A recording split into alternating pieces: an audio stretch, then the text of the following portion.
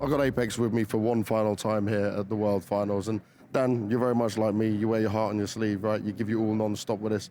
I know this is a tough loss for you to take. So just looking at this game overall and just looking at this tournament, how would you rate you guys' performance? Because I think it's still impressive that you made it this far, right, all things considered.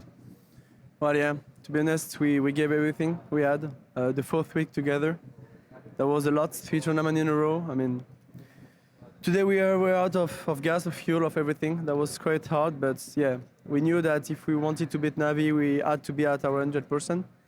And obviously it didn't happen, so shit happens.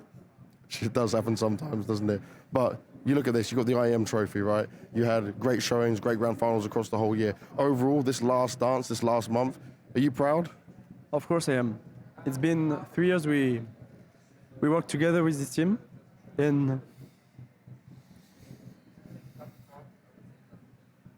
personally it's something special to leave such people like Remy, like Extase.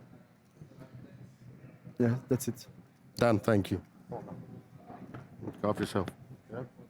An incredibly emotional time for Apex, being the pioneer, the in-game leader of this roster, and now the rumors are saying, you know, a lot of these members are going to be departing from this squad that he has handcrafted himself. So I'm not surprised that he's incredibly emotional coming off of this game. He's a very emotional guy, a very emotional player. You see it whenever he's taking on the stage as well. He always leaves it all on the server, leaves it all outside the server as well. If you ever wondered how much Counter-Strike meant to Apex, I think this was another great example of this is his life, right? He is one of the hardest working players we have within our scene, and whether you like him yelling and screaming or not, or whether you like him sometimes, you know, raging or whatever that may be in the middle of the game, you cannot take away and you cannot discredit the passion he has for the game.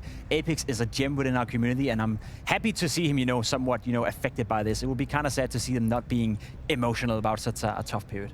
Just a guy who lives and breathes Counter-Strike. I mean, that tells you, and also tells you how much he enjoyed this Vitality project. I mean, Apex changed completely as a player because of what happened in Vitality. He became an in-game leader, he grew like that, and I always talk about these days, you know, it's not just the coach or just the in-game leader. They're a duo, right? They need to have a good relationship, they need to be on the same page, and I think you can see from the shots we've seen now, like, you know, him and Extase, there's mutual respect there. I think from all of the players, right, that they've played under Extase, we've heard nothing but praise, and you know, it's all these things that do actually make you wonder. There was such a strong bond within that team. Like, it was such a drastic change really necessary for Vitality. I mean, it's a cultural change we're talking about. Yeah, sure, you're getting 4-time major winners in Zonic, Dupree, and Magisk, but you know, it does feel a little bit too extreme considering how the team was doing, and you know, it's going to be very difficult to replicate that sort of a bond in the team with the new roster. I also would just like to stress out, look at the pictures right now, and not to say anything bad about Team Liquid, but you can really see the difference as well.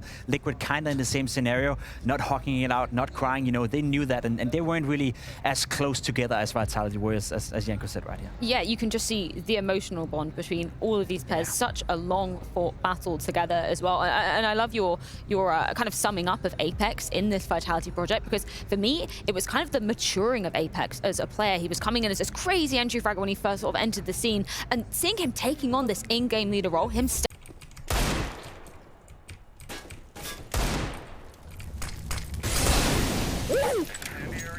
oh shit. Boost me, boost me. Boost.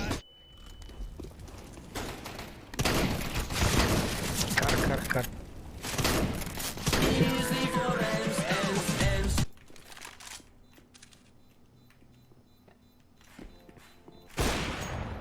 Co? Poszło, wyszło, kurwa, jebać. Dwóch zajebałeś. No jak? No, ładnie siadło, co? Ty.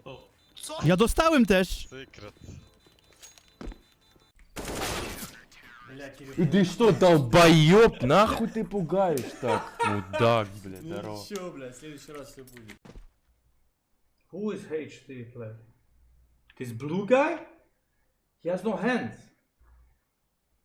No chance he's a... no chance he's a fucking...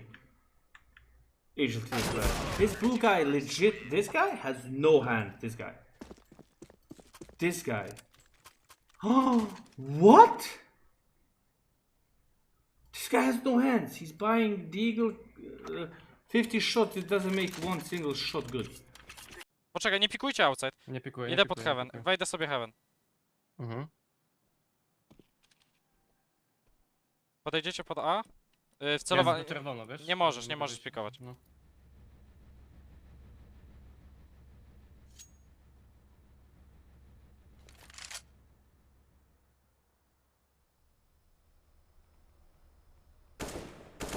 Dwóch za. No na granicy plantuję. Nice. On his head right now. Just come back to me. 18 FPS. The FPS glitch happened too. Wait, long address. I'm not kidding. I got the FPS glitch. Okay, wait, no. Wait, we're back, we're back. He died. I'm in CP. I'm in spawn. I'm mine, jungle.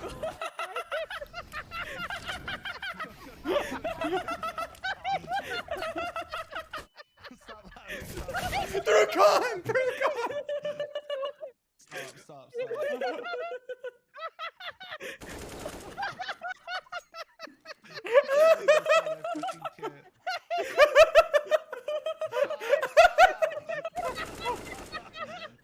You fucking help all of you. Where did you let go? Stairs! Oh, stairs! Pete's running at him. I'm scared. Are you serious? I come back.